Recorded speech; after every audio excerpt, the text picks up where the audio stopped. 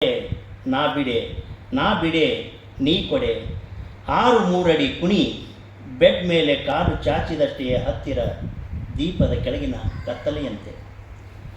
ಜಗದಳು ಕಬ್ಬು ತಿಂದು ಸಿಪ್ಪೆ ಬಿಸಾಡುವರು. ಸಿಪ್ಪೆಗೆಲ್ಲಿದೆ ಬೆಲೆ ಭುವಿಯೊಳಗೆ ಆತ್ಮರಸ ಹಿರಿದ ಮೇಲೆ? ನನ್ನದೊಂದೇ ಪ್ರಶ್ನೆ, ನೀವ್ಯಾಕೆ ಇನ್ನೂ ಮಾನವರಾಗಲಿಲ್ಲ? ಎಷ್ಟೊಂದು ನಾಗರಿಕತೆಗಳು ಗತಿಸಿದರೂ ಆ ಜುಟ್ಟು, ಈ ಮೆಟ್ಟು,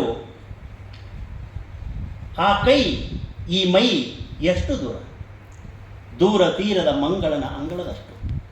ಶತಶತಮಾನಗಳಿಂದಲೂ ಆ ಷಣ್ಮುಖ ಇನ್ನೂ ಸುತ್ತುತ್ತಲೇ ಇದ್ದಾನೆ. ಊರ ಹೊರಗಿನ ಕೇರಿಯೇ ಪ್ರಪಂಚವೆಂದು ಇನ್ನೂ ಪುರ ಪ್ರವೇಶವೇ ಆಗಲಿಲ್ಲ. ಗಣೇಶ ಶಿವ ಪಾರ್ವತಿಯರ ಪ್ರಪಂಚ ಸುತ್ತಿ ಅಲ್ಲೇ ಕುಳಿತ ಗರ್ಭಗುಡಿಯೊಳಗೆ ಆರಾಧಿಸುತ್ತ. ಗಣೇಶನಿಗೆ ವಿಜೃಂಭಣೆ ಶ್ರೀಕೃಷ್ಣನಂತೆ, ಷಣ್ಮುಖನಿಗೆ ಬರೀ ಬವಣೆ ಸುಧಾಮನಂತೆ. ಇಬ್ಬರೂ ಮಕ್ಕಳೇ, ಮಾನವನ ಎಡಗೈ ಬಲಗೈಗಳಂತೆ. ಎಡಗೈ ಶೌಚಕ್ಕೆ, ಬಲಗೈ ಸೌಗಂಧಿಕ ಪುಷ್ಪ ಪೂಜೆಗೆ. ಈ ಕೈಗಳ ಕೆಲಸ ಬದಲಾಗಲೇ ಇಲ್ಲ.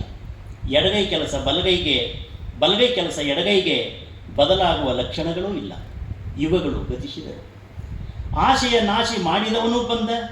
ದಯವೇ ಧರ್ಮದೊಳಗೆಂದ ಶಾಂತಿ ಎಂದವನದು ವಾಂತಿಯಾಗಿ, ಸೇವೆ ತಂದವನು ಸೋತು ಹೋಗಿ ಶಿಕ್ಷಣ ಸಂಘಟನೆ ಹೋರಾಟವೂ ಮಾಡಿದ.